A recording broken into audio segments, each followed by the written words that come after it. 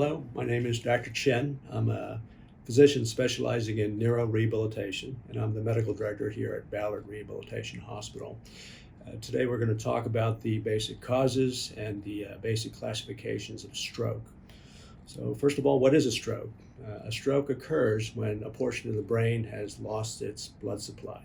So when that brain is no longer receiving the blood it needs, it stops functioning properly, and that's what results in your symptoms. So you can have the development of weakness, usually on one side of the body. You can have difficulty swallowing. You can even have difficulty speaking.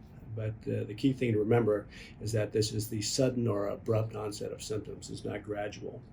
So there are two basic categories of stroke. One is a hemorrhagic stroke, and that results from bleeding.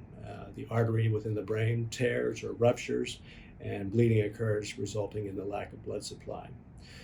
The more common cause of stroke is what we call an ischemic stroke, and that results from blood clot. And the blood clot obstructs or blocks flow of the artery within the brain. So the blood clot can actually form in the brain itself, and that's called a thrombotic stroke.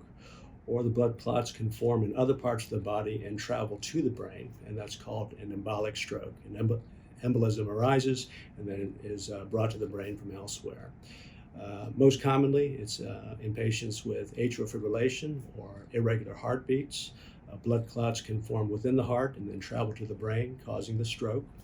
Or patients with atherosclerosis or narrowing of the arteries, usually in the neck, the carotid arteries. Blood clots can form there and also form embolisms that travel to the brain.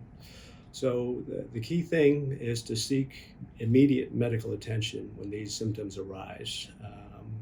Then you can preserve as much healthy brain tissue as possible. Equally important is seeking the proper rehabilitation after the stroke.